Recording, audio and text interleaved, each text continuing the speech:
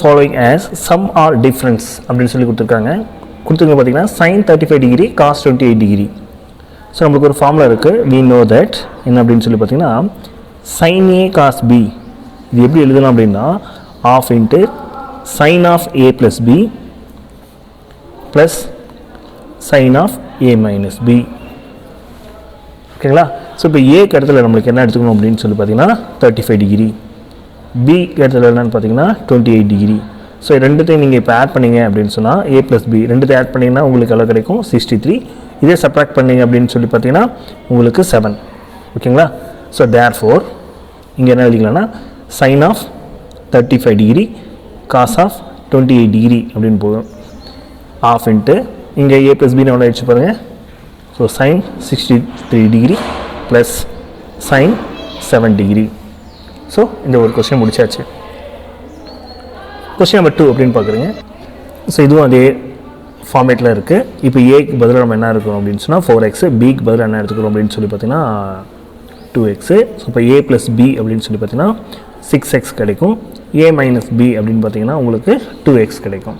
4xல் 2x பண்ணால் 2x இல்லையா? So sine ஏ cos B same formula தான் நமக்கு இங்கே நம்ம எழுதிக்கிறோம். தேர்ஃபோர் இங்கே என்ன எழுதிக்கலாம்னா டேரெக்டாக எழுதிக்கலாம் sin 4x into cos 2x which is equal to half into sin of ரெண்டு ஆட் பண்ணிங்கன்னா உங்களுக்கு 6x கிடைக்கும். sin of ரெண்டு சப்ராக்ட் பண்ணிங்கன்னா உங்களுக்கு 2x கிடைக்கும். ஸோ இதுதான் நமக்கு தேவையான ஆன்சர். இப்போ இதுவும் சேம் ஃபார்முலா தான் கொஸ்டின் யூஸ் பண்ண போகிறோம். என்னென்னா sin a cos b which is equal to 1/2 into sin of a plus b plus sin of a minus b. So இப்போ இங்கே இருக்க 2 இந்த சைடில் தான் என்னணும் 2 into sin a cos b. So அவ்வளோதாங்க. இப்போ ஏக்கு பதில் நம்ம என்ன கொடுக்குறோம் 10 θ, பிக்கு பதில் என்ன கொடுக்குறோம் அப்படின்னு சொன்னால் 2 θ. ஸோ நம்ம a plus bனா 12, a minus bனா 8.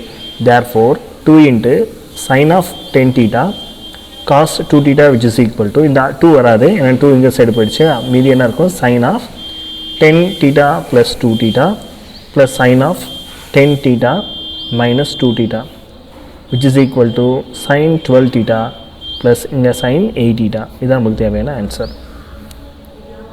அதுக்கடுத்து பார்த்திங்கன்னா காஸ் 5 θ காஸ் 2 θ. ஸோ நம்ம இதுவும் ஃபார்முலா இருக்குது. காஸ் ஏ காஸ் பி அப்படின்னு பார்த்தீங்க அப்படின்னு சொன்னால் காஸ் ஏ காஸ் பி எப்படி எழுதணும் அப்படின்னா 1/2 into cos of A plus B plus cos of A minus B.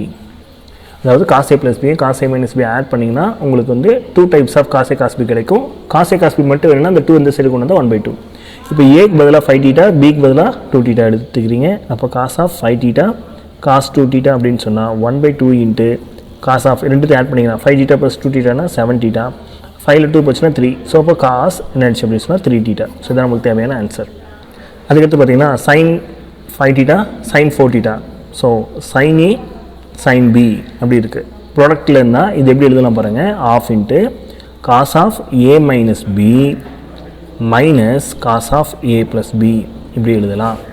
சரிங்களா? Cos of A minus B minus cos of A plus B. இப்போ ஏக்கு பதிலாக உங்களுக்கு என்ன இருக்குது அப்படின்னு சொன்னால் 5 θ, பிக்கு பதிலாக உங்களுக்கு 4 θ.